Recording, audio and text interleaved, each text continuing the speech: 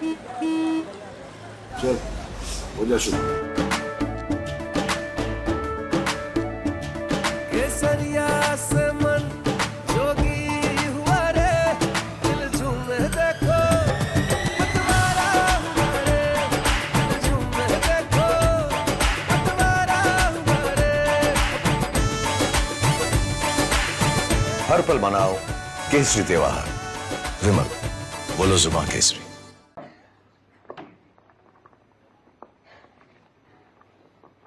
दिल्ली प्रदेश Bharatiya Janata party के अध्यक्ष आदरणीय श्री वीरेंद्र सचदेवा जी, भारतीय जनता पार्टी के सभी सम्मानित उम्मीदवार, लगभग 80 दिन तक मुझे अपना इलेक्शन कैंपेन चलाना पड़ा। लोगों का भरपूर आशीर्वाद मिला। मेरे लोकसभा क्षेत्र में एक ही मुद्दा था कि मोदी जी को तीसरी बार देश का प्रधानमंत्री बनाना है। जहां जहां मैं गया, लोगों ने कहा रामवीर सिंह भदौरी आप आए, अच्छी बात है, लेकिन हम सभी मोदी जी को वोट देने जा रहे हैं। मोदी जी की लीडरशिप में देश भी सुरक्षित है, सीमाएं भी सुरक्षित हैं, और मोदी जी ने दिल्ली को अनेक विकास के तोहफे दिए हैं। दिल्ली के चारों तरफ पेरिफेरल रोड बनाई है जिसके ऊपर 43,000 करोड़ रुपया खर्च हुआ। डीजल के जो हजारों ट्रक्स आते थे उनकी एंट्री बंद हुई। दिल्ली और ज्यादा प्रदूषित होने से बची। मेरे अपने विधानसभा क्षेत्र में 6,500 करोड़ रुपया खर्च करके कालिंदी कुंज डीएनडी से बड़ौदा मुंबई हाईवे तक एक 6 लेन का हाईवे बनाया जा रहा है जिसके ऊपर लगभग 6,500 करोड़ रुपए खर्च हो रहे हैं। और मुझे ये जानकारी देते हुए खुशी हो रही है कि मोदी जी के आशीर्वाद से मेरे बदरपुर विधानसभा क्षेत्र में दुनिया का सबसे बड़ा इको पार्क 885 एकड़ जमीन पर बदरपुर में बनाया जा रहा है। योगा सेंटर भी है, जॉगिंग ट्रैक भी है, साइकिल ट्रैक भी है, उसमें सफारी भी है, चिड़ियाघर भी है, बोटिंग लेक भी है, अनेक पार्क डेवलप किए गए हैं। लगभग उसके ऊपर 1700 करोड़ रुपया मोदी जी की सरकार खर्च कर रही है। 90% कार्य पूरा हो गया है। तो इसको लेकर भी लोग बहुत उत्साहित हैं, मोदी जी के प्रति आभार व्यक्त करते हैं। जैसे हमारे मनोज तिवारी जी ने चर्चा की है कि मोदी जी की सरकार ने 1000 करोड़ रुपए खर्च करके प्रगति मैदान के साथ टनल भी बनाया है और दिल्ली को 2 वर्ल्ड क्लास कन्वेंशन सेंटर भी दिए हैं। प्रगति मैदान में भी दिया है, द्वारका में भी दिया है। द्वारका में तो 25,000 लोग एक साथ बैठ सकते हैं। इंडिया गेट के समीप मोदी जी की सरकार ने नेशनल वार मेमोरियल भी दिया है। और जहां कभी इंग्लैंड के राजा की प्रतिमा लगती थी, वहां नेताजी सुभाष चंद्र बोस की प्रतिमा लगाकर देश के शहीदों को सम्मानित किया गया है। कर्तव्य पथ भी दिया है। हमारी पुलिस के पास कोई अच्छा पुलिस हेडक्वार्टर नहीं था। 1,000 करोड़ रुपया खर्च करके मोदी जी की सरकार ने जयसिंह रोड पर दिल्ली पुलिस को वर्ल्ड क्लास पुलिस हेडक्वार्टर भी दिया है। देश को नई पार्लियामेंट भी दी है। और कर्तव्य पथ जो बनाया है वहां तो आप शाम को जाके देखिए किस तरह से मेला लगा रहता है। मोदी जी ने 14,000 करोड़ रुपया खर्च करके जो दिल्ली को तीसरा रिंग रोड दिया है जिसमें 26 फ्लाईओवर से 18 अंडरपासेज है, तो दिल्ली की तस्वीर और तकदीर बदल जाएगी। उसका 90% कार्य लगभग पूरा हो गया है। तो मोदी जी की सरकार के शासन में ही आज हम 40 मिनट में हम मेरठ पहुंच रहे हैं, 2 घंटे में हम जयपुर चंडीगढ़ और देहरादून पहुंच रहे हैं, 10 घंटे में मुंबई पहुंचने लगेंगे। तो मोदी जी की सरकार के जो अनेक डेवलपमेंट के काम हैं और जो आखिरी काम जो मैं आपको बस बताना चाहता हूं कि जो एक टनल वसंत कुंज से लेके गुरुग्राम तक बनाई जा रही है, 2700 करोड़ रुपया उसके ऊपर खर्च हो रहा है। तो 8 मिनट में हम गुरुग्राम पहुंच जाएंगे। द्वारका में मोदी जी की सरकार ने एक वर्ल्ड क्लास भारत वंदना पार्क डेवलप किया है जिसका 95% काम पूरा हो गया। ऑनरेबल होम मिनिस्टर ने उसका फाउंडेशन स्टोन रखा था। जल्दी ही मोदी जी उसका उद्घाटन करेंगे। तो ये सारे विकास के काम हम लोगों ने लोगों को बताए हैं। अरविंद केजरीवाल के प्रति लोगों के मन में बहुत गुस्सा है। उन्होंने दिल्ली को सलम बना दिया है। दिल्ली में ना कोई कॉलेज खोला, ना कोई पीने का पानी का हर तरफ लोग शिकायत कर रहे थे कि हमें पीने का पानी नहीं मिल रहा, जो पानी मिल रहा है वो बहुत दूषित है। और मोदी जी को लोग तीसरी बार प्रधानमंत्री बनाना चाहते हैं। मेरा ये मानना है कि दिल्ली में इस बार पार्टी के साथ उम्मीदवारों को 70% से ज्यादा वोट मिलेगा। 2019 में भारतीय जनता पार्टी के उम्मीदवारों को 57% से लेकर 60% वोट पड़ा था। और मेरा यह मानना है कि 2-3 सीटों पर कांग्रेस और आम आदमी पार्टी के उम्मीदवारों की जमानत जब्त हो जाएगी। मैं हर्ष मल्होत्रा जी से अनुरोध करूंगा कि वो अपने चुनाव के अनुभव साझा करें। उपलब्धियां तो दिल्ली की जनता जान ही रही है मोदी सरकार की। आदरणीय प्रदेश अध्यक्ष जी, हमारे 6 उम्मीदवार, उपस्थित पत्रकार साथियों, लगभग 2.5 महीने से कुछ ज्यादा का चुनावी कैंपेन रहा। मेरे राजनीतिक जीवन में मैंने किसी का भी इतना लंबा कैंपेन नहीं देखा, लेकिन जो ओवरवेलमिंग रिस्पांस मोदी जी की नेतृत्व और नीतियों के कारण मिला है, वो भी आज तक नहीं देखा। बहुत से एक चुनाव लड़ा है, जीता है, बहुत से चुनावों में बहुत महत्वपूर्ण भूमिकाओं में काम किया है। जो मोदी जी ने पिछले 10 वर्षों में देश को विकसित करने के लिए जो आधारशिला दी है, क्योंकि जनता को ये समझ में आया कि ये चुनाव देश को विकसित भारत के साथ साथ देश को सुरक्षित बनाए रखने का चुनाव भी है। ये जनता की बात है जो मैं आपको बता रहा हूं। देश में से आतंकवाद को समूल नाश करने का चुनाव है। देश में से भ्रष्टाचार और भ्रष्टाचारियों को खत्म करने का चुनाव है। ये जनता की आवाज है जो मैं आपके सामने रख रहा हूं। मैं मानता हूं कि इस बार का जो चुनाव है वो अब तक का कैंपेन स्पष्ट बताता है कि मोदी जी तीसरी बार प्रधानमंत्री बन रहे हैं और दिल्ली की 7 सीटों पर कमल खिल रहा है। इस बार का चुनाव क्योंकि देश का चुनाव है, राष्ट्र का चुनाव है, इस कारण से सब लोगों ने अपना मन भी बनाया है। प्रीवियस जो 5-6 चरण रहे हैं उसमें कुछ कम वोटिंग होने के कारण दिल्ली का नागरिक इस बार इस बात को भी तय किए हुए बैठा है कि इस बार यहां से अप्रत्याशित वोटिंग परसेंटेज देगा, ऐसा मुझे लगता है। कमलजीत सहरावत जी, जिन्होंने एक बहुत बहुत उत्साहित कैंपेन चलाया, मेरे ख्याल में ये हमारे सारे प्रत्याशियों में अध्यक्ष जी की वो स्नेह पात्र रही कि कोई राष्ट्रीय नेता अध्यक्ष जी ने छोड़ा नहीं जिन्हें कमलजीत सहरावत जी के यहां भेजा नहीं। आदरणीय प्रदेश अध्यक्ष जी, मेरे सभी साथी और मेरे सामने पत्रकार बंधुओं, आप सबको नमस्कार। 2 उदाहरण सामने आए, एक जनता की जागरूकता का और एक जनता के उत्साह का। पहला उदाहरण है कि रिक्शा और ऑटो रिक्शा की एक मीटिंग हुई जिसमें मैंने मंच से सवाल किया कि देश की सुरक्षा के बारे में क्या कहना है। तो विंग कमांडर अभिनंदन का उदाहरण मुझे नीचे से एक मेरे भाई ने जो रिक्शा चलाते, उन्होंने कहा कि विंग कमांडर अभिनंदन वापस आया है दीदी, हमें पता है। तो विंग कमांडर अभिनंदन के वापस आने का जब एक रिक्शा चलाने वाला मेरा भाई बताता है तो यानी उसका देश के ऊपर कितना विश्वास है, और सबने हाँ भरी। मैंने एक उदाहरण दिया, उन्होंने बहुत बातें बताई, वो मैंने इंटरेक्शन, क्योंकि वो मेरा रिक्शा और ऑटो रिक्शा ड्राइवर्स के साथ था, तो मैंने खुद अपनी भाषण ना रख के मैंने उन्हीं से सवाल किए थे कि आपका क्या मानना है कि देश में क्या क्या हुआ। तो जितने भी काम हुए हैं जो मुझे मंच से बताने चाहिए थे, उसमें से 70-75% काम उन्होंने मुझे नीचे से बताए कि ये हुए हैं। तो ये तो हुई जागरूकता। अब उत्साह की बात, मीटिंग्स के लिए जैसा कि आदरणीय भाई साहब मनोज जी ने कहा, लग रहा है कि समय कम रह गया, क्योंकि कम से कम अगर हम लोग देखें तो 500 मीटिंग्स हम सब की पेंडिंग पड़ी होंगी जो हम नहीं दे पाए हैं। तो मेरे पास एक फोन लगातार आ रहा था, मीटिंग दे दीजिए, मीटिंग दे दीजिए। तो मैंने कहा भाई बिल्कुल टाइम नहीं है मेरे पास, मैंने सारी मीटिंग्स, मेरी डायरी फुल है। तो उन्होंने फिर दोबारा फोन किया, तो मैंने कहा कि 25 तक बिल्कुल नहीं है भाई, कोई तो टाइम दे दीजिए। कह रहे 26 को दे दीजिए। मैं कहा आपको पता है 25 को चुनाव है? कहते हाँ पता है। तो मैं कहा 26 को, कह रहा 26 को दे दीजिए। मैंने उनको 26 को टाइम दे दिया। उनके देने के बाद मेरे पास 2 फोन और आ गए। उन्होंने कहा आपने 26 का टाइम दिया है। तो मैंने उन्हें कहा मैंने तो मजाक में दिया है, 26 की कोई मीटिंग थोड़ी ना होती है। कह रहे जी जैसे उनके साथ करोगे ना, हमारी मीटिंग भी साथ लिख लो, हमारे साथ भी करनी है। तो 3 मीटिंग जब किसी दल के प्रत्याशी की तय हो जाती है 26 तारीख की, तो जनता इससे ज्यादा स्पष्ट अपनी बात नहीं बता सकती। बहुत ज्यादा कैंपेन का उत्साह रहा, लगा ही नहीं कभी, इतने दिन हो गए। और ORS पर हम लोग चल रहे हैं, सब लोग हम नारियल पानी पे हैं। और वो जो गाना है ना कि भूख नहीं लगती प्यास नहीं लगती, वो इश्क में नहीं गाया गया है, वो इतनी लंबी कैंपेन में गाया गया है कि हमें कुछ नहीं लगा है।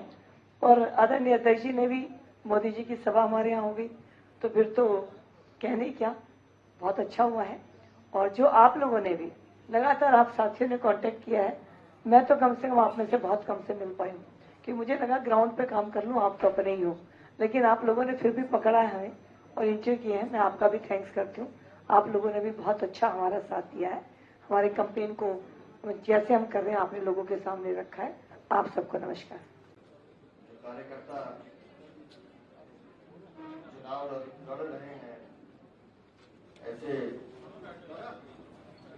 श्री रामवीर सिंह भदौरी जी, मनोज तिवारी जी, श्री योगेंद्र चंदोलिया जी, प्रवीण खंडेलवाल जी, कमलजीत सहरावत जी, हर्ष मल्होत्रा जी, बांसुरी स्वराज जी और पत्रकार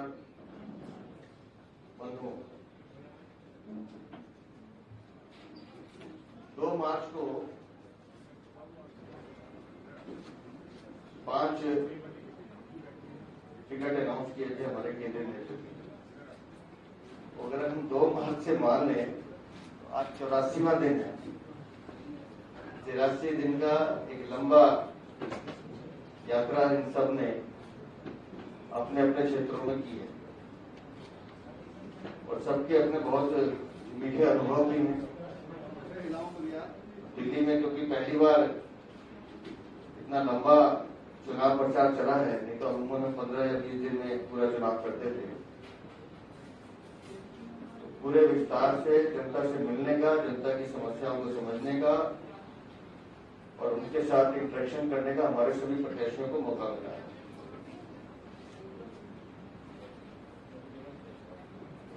और जो अनुभव इन सबके हैं वो बहुत सुखद है। और जिस चीज को हम बार बार कह रहे हैं कि दिल्ली में भारतीय जनता पार्टी तीसरी बार अपनी हैट्रिक बनाने जा रही है, उसमें कोई संदेह नहीं। इस चुनाव में हमें केंद्रीय नेतृत्व का बहुत आशीर्वाद मिला। स्वयं माननीय प्रधानमंत्री जी ने 2 बड़ी सभाएं की, माननीय राष्ट्रीय अध्यक्ष जी ने सभा भी की, रोड शो भी किए, माननीय गृह मंत्री जी ने सभा की और हमारे सभी मुख्यमंत्री योगी आदित्यनाथ जी हों या हेमंत बिस्वा शर्मा हो, पुष्कर सिंह धामी हो, मोहन यादव जी हों, अजय लाल शर्मा हो, प्रमोद सावंत जी हों, दिव्या कुमारी जो उप मुख्यमंत्री हैं वो हों, प्रेमचंद बैरवा, देवेंद्र फडणवीस और राष्ट्रीय नेतृत्व में हमारे केंद्रीय मंत्री एस जयशंकर, माननीय राजनाथ सिंह जी, स्मृति ईरानी जी, नितिन गडकरी जी, पूर्व मुख्यमंत्री शिवराज सिंह चौहान जी, ऐसे अनेक केंद्रीय नेतृत्व हमारे मध्य आए और दिल्ली की जनता से रूबरू भी हुए और उन सबके लिए अनुभव बहुत अच्छे हैं। और मैं यकीन करता हूं कि जिस तरह का माहौल हमने देखा है, जिस तरह का उत्साह हमने देखा है, जिस तरह से जनता ने हमारे सातों उम्मीदवारों को सर आंखों पे लिया है, तो कोई संदेह नहीं है कि हम निस्संदेह माननीय मोदी जी के नेतृत्व में तीसरी बार सरकार बनाने जा रहे हैं।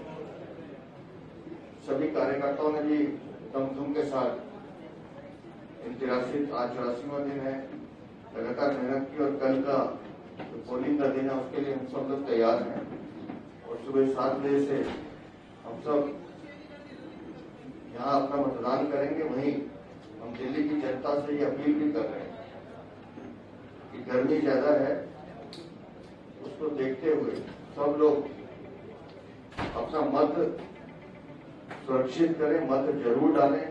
एक एक वोट जो है वो इस राष्ट्र का निर्माण करेगा, एक एक वोट विकसित भारत का निर्माण करेगा। वो पूरा दिल्ली जो है वो मतदान करे, क्योंकि अच्छा मतदान होगा तो वो लोकतंत्र के लिए बहुत शुभ संकेत है।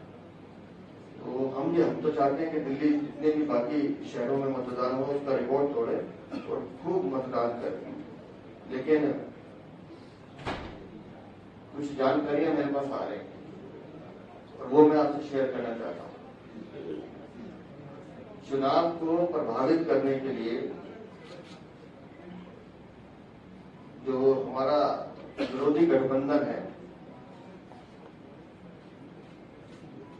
वो अनेक प्रपंच रच रहा है।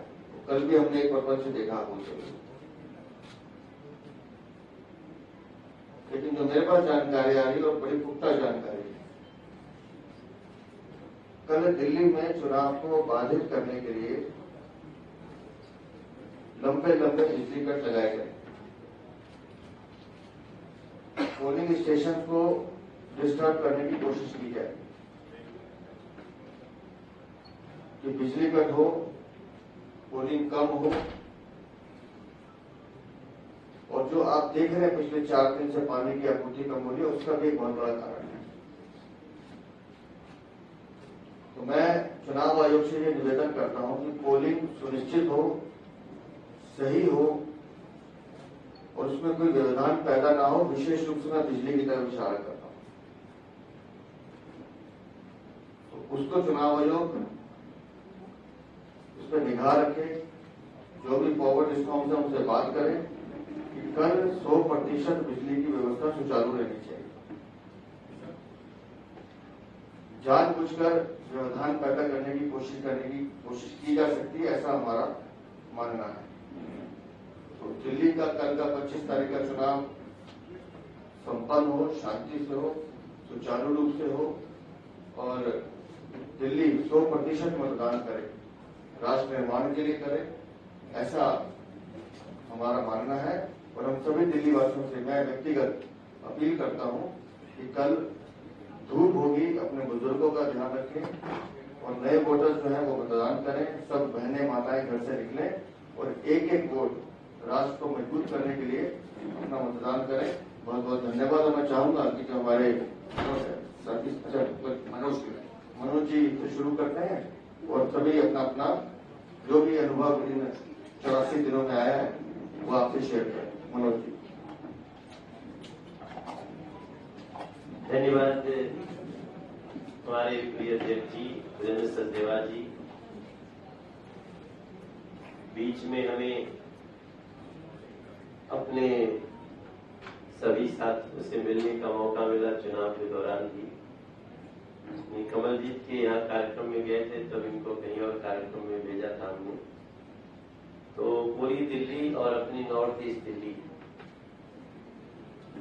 ये 84 दिन कैसे कटे, ऐसा लगा यूं चुटकी बजाए और चले गए। ये और भी समय मिलता तो ज्यादा अच्छा होता।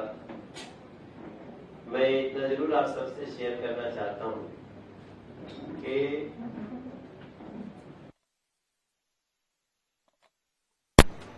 हम दिल्ली को ऐसी गली तक हम गए हैं जहां पहले कई बार इस प्रकार से जाना संभव नहीं हुआ था। और पूरी अपनी लोकसभा घूमने के बाद और अन्य दिल्ली भी घूमने के बाद इस बात का एहसास हुआ कि दिल्ली को किस प्रकार से पिछले 25 साल के कांग्रेस और आम आदमी पार्टी के शासन ने कितने जख्म दिए, कितने दर्द दिए। बहरहाल दिल्ली की जनता को, जो मतदाता भगवान है, उन लोगों को हम जितना भी धन्यवाद दें वो कम है, क्योंकि उनकी सारी साजिशों के बावजूद लोगों को अच्छी तरह पता है कि किसने वादा खिलाफी की, किसने वादे करके पूरे नहीं किए और नरेंद्र मोदी जी ने कैसे विपरीत परिस्थिति में लोकल गवर्नमेंट ना होने के बावजूद किस प्रकार से उन्होंने मेट्रो का जाल बिछाया है, किस प्रकार से उन्होंने ट्रैफिक कंजेशन को दूर करने के लिए एक से एक नेशनल हाईवे बनाकर, प्रगति मैदान का टनल बनाकर, द्वारका एक्सप्रेस बनाकर दिल्ली देहरादून मार्ग बनाकर दिल्ली से मुंबई की दूरी को कम करके, दिल्ली से जयपुर की दूरी को कम करके, दिल्ली से मेरठ की दूरी को कम करके कैसा एक्सपेंड हुआ है दिल्ली कि अब दिल्ली में काम करने वाले लोग मेरठ रहते हैं, अब दिल्ली में काम करने वाले लोग गाजियाबाद रहते हैं, और वो इस बात को कहते हैं कि वहां का जो सिस्टम है वो हमें रहने में बहुत सुख दे रहा है और काम यहां कर रहे हैं। तो जो विश्वास अभी मैं गलियों में देख रहा हूं मोदी जी के लिए, वो लाख कोई साजिश किया हो बिजली काट के, और लाख कोई साजिश किया हो पानी का जल जमाव करके, लाख कोई साजिश किया हो कि गंदे पानी परोस करके, नरेंद्र मोदी जी के प्रति जो विश्वास हमने देखा है वो अद्भुत है। लोगों में ये पूरी तरह रचा बसा हुआ है कि ये चुनाव देश हित का है। मैं चाय की दुकान पे बैठा, एक मीडिया के लोग हमें ले गए और अचानक ही ले गए वीरेंद्र जी। अब चाय की दुकान पे ले गए, वैसे भी सोचते हैं कि पता नहीं कोई क्या कहेगा, और चाय बनाने वाले जो तो वो थे वो भी करीब 55-60 साल के थे, उनकी पत्नी उनके साथ चाय बना रही थी, बुराड़ी के झड़ौदा का मामला था। हम वैसे भी सोचते पता नहीं अब क्या होगा, क्योंकि जो पूछने वाले थे वो भी थोड़ा क्रांतिकारी चैनल थे, तो पता नहीं क्या पूछा जाता क्या आता। लेकिन वो चाय बनाने वाले बाबूजी ने, उन्होंने कहा जी मोदी आएंगे, वो तो देश हित की बात है। तो हम आगे बढ़ते गए, और जो लोग कहते हैं कि लोगों में जागरण नहीं हो सकता, हमने देखा है ऐसा जन जागरण है कि छोटी मोटी समस्याएं जो लोकल गवर्नमेंट दिया उसके बाद भी लोगों का विश्वास नरेंद्र मोदी जी में है। और एक बात और हमने महसूस किया है कि थोड़ी मोड़ी साजिश नहीं हुई है भाई साहब। प्रत्येक प्रत्याशियों के खिलाफ, और इसमें एक से एक ऐसे ऐसे लोग जिनका परिचय देश के टुकड़े टुकड़े करने के अलावा और कुछ है ही नहीं, उससे भी एक ऐसी साजिश चलती रही कि उसको बचा करके कोई और सवाल हो। कई ऐसे फेक यूट्यूबर्स भी घूमते पाए गए। एक दिन तो हम अपने ही सभा में देखे कि हम रैली कर रहे हैं और उसी में एक ठो घूम रहा है और एक ठो माइक भी लेके आया। अब हम तो जिंदाबाद जिंदाबाद में लगे हैं और बिचवा में कह रहे हैं, पटका पहन लिया और वो उल्टा बात कर रहा है। तो इस स्तर पे वही पहुंच सकता है। यहां तक कि कुछ लोगों ने मुझे कहा कि आप लास्ट डे आइए, डिस्कस करिए। हम कह रहे ये तो लगता है 5 बजे तक प्रचार भी नहीं करने देगा हमको। इतना घबरा गए लोग कि वो अपना प्रचार ही भूल गए। बोले कि हम तो कुछ नहीं हो सकता हमारा, चलो इनको इंगेज करते हैं। तो इन सारी चीजों के बीच जो दिल्ली की मीडिया का, देश की मीडिया का मैं बहुत तारीफ करना चाहूंगा। उन्होंने बहुत ही बिना भेदभाव और पक्षपात के आप सबने बहुत अच्छे से बातों को रखी है और इससे दिल्ली का और देश का जागरण हुआ है। मैं अपनी तरफ से सचदेवा जी को धन्यवाद करता हूं कि आपने आज के दिन हमें बुलाया। वैसे आप चाहें तो दोपहर शाम कभी घर भी आ सकते हैं, हम लोग आज अवेलेबल है। माननीय रामवीर सिंह विदुड़ी जी, सर ये माइक। हम सबकी प्यारी और आप सबके बीच में बहुत ही लोकप्रिय बांसुरी स्वराज जी से अनुरोध करूंगा कि वह अपना अनुभव साझा करें।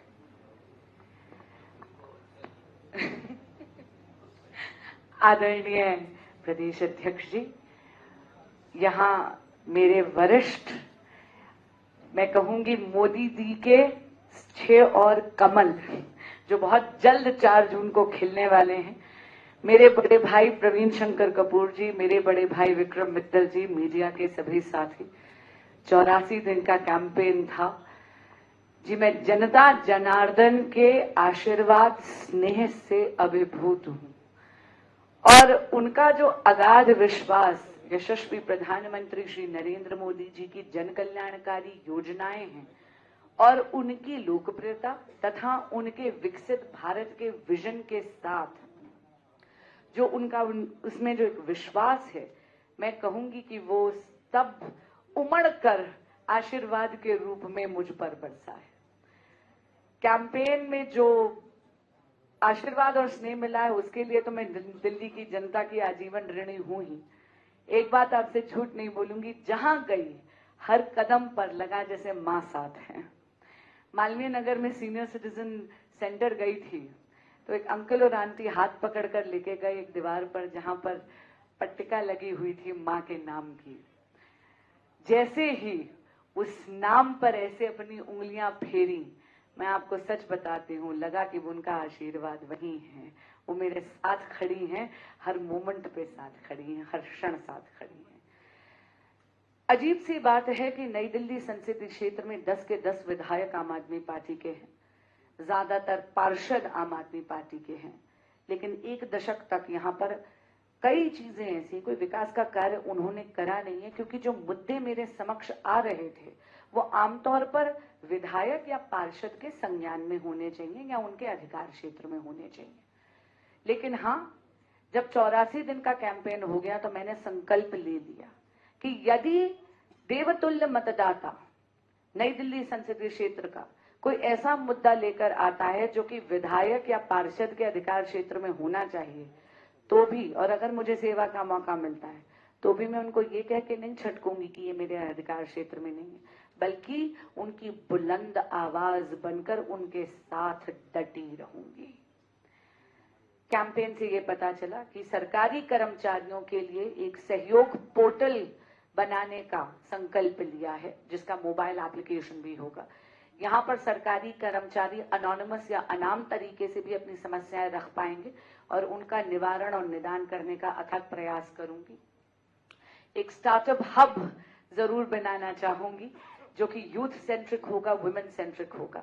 आप मात्र केवल एक आइडिया लेकर आ जाइए, उसको फलित करने के लिए जो भी ज्ञान आपको चाहिए सारा का सारा एक छत के नीचे मिलेगा। आपको नॉन डिस्क्लोजर एग्रीमेंट साइन करना चाहिए, उसका टेम्पलेट क्या होना चाहिए, कंप्लायंसेस क्या होना चाहिए।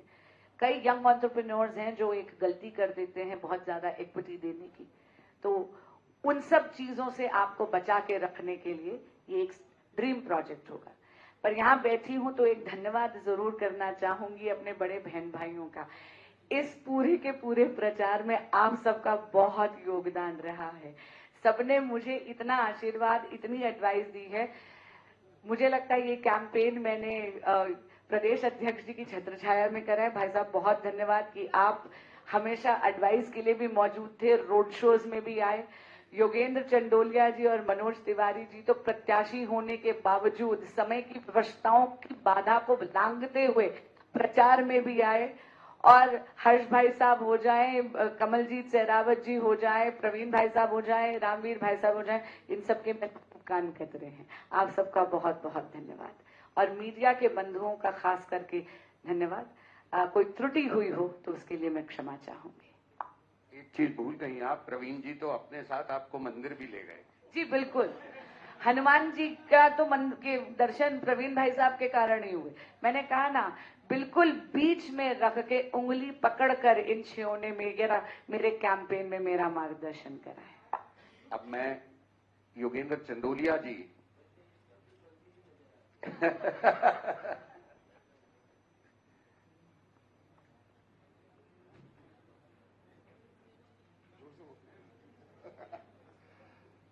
सभी को नमस्कार।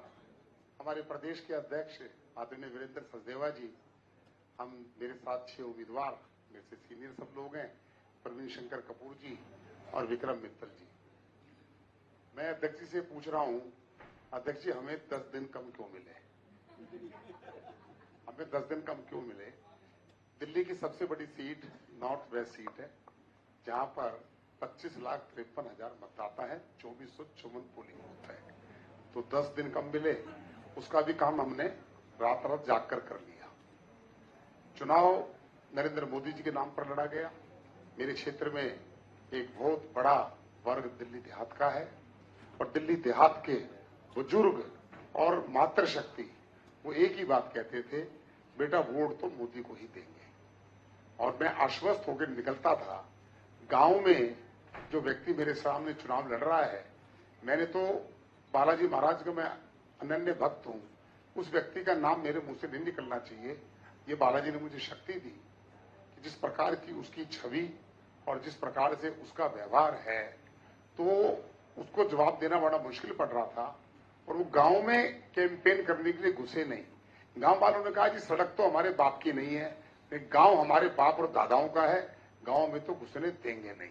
और उन्होंने अंतिम चरण तक अपनी बात पर गांव डटे रहे। इस पूरे चुनाव में मैं जहां भी गया, नरेंद्र मोदी प्रति लोग कर रहे थे।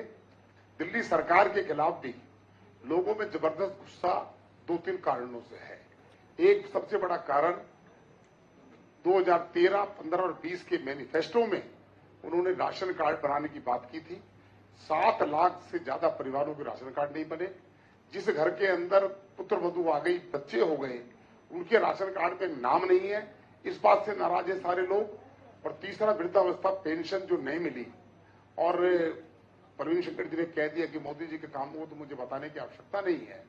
इस चुनाव के अंदर हमारे मीडिया के दिल्ली के प्रवक्ता भाई शुभेंदु अवस्थी जी और प्रीति अग्रवाल जी ने एक ऐसी मेरी मीटिंग कराई किन्नर समाज की। जो किन्नर समाज के जो लोग थे, उनके मठ है, उनके मंदिर हैं, और वो लोग आए। और वो पहली, मुझे लगता है ऐसी मीटिंग हुई होगी दिल्ली में, तो पहली हुई होगी कि उन्होंने लगभग 65 के आसपास वो लोग थे। और वो बड़े संपन्न लोग और मठ चलाने वाले, मंदिर चलाने वाले लोग थे। उन्होंने कहा कि हम इसलिए नरेंद्र मोदी जी के साथ भी हैं, इसलिए साथ भी हैं कि जब भगवान श्री राम के मंदिर की प्राण प्रतिष्ठा हो रही थी, तो विश्व हिंदू परिषद ने हम 2 लोगों को भी इनवाइट किया था। वो 2 लोग वो थे जो वहां पर गए थे। और कहा जाता है कि जब किसी घर में खुशी होती है, चाहे वो किसी का बच्चे का जन्म हो या शादी हो, तो वो आते हैं और शगन लेके जाते हैं। उनको जो शगन दिया जाता है वो आशीर्वाद देते हैं। लेकिन मेरा सौभाग्य था कि सभी के सभी लोग मुझे शगन देकर गए और बोला तू 100% जीतेगा। और वो मोदी जी के तो इतने फैन है वो, और राष्ट्रीय स्वयंसेवक संघ के भी इतने फैन है कि हमें वहां पर मौका मिला। कल मेरा एक रोड शो था। उस रोड शो में मेरे विरोधी उम्मीदवार के 10 ई रिक्शा थे जो खाली खाली चल रहे थे। पुलिस ने उनको रोका। उसमें एक ई रिक्शा वाला, उस समय अरुण सिंह जी हमारे राष्ट्रीय महामंत्री मेरे साथ थे, तो अरुण सिंह जी ने उनको इशारा किया। ई रिक्शा वाला जो पेड़ उनका रिक्शा कर रहा था, बोला 400 आएंगी, 400। अरुण सिंह जी बोले ये हो क्या रहा है? मैं देख लो आप, जो पेड़ काम कर रहे हैं उनका, 400 आएंगी, ई रिक्शा वाला बोल रहा था। बहुत बहुत धन्यवाद।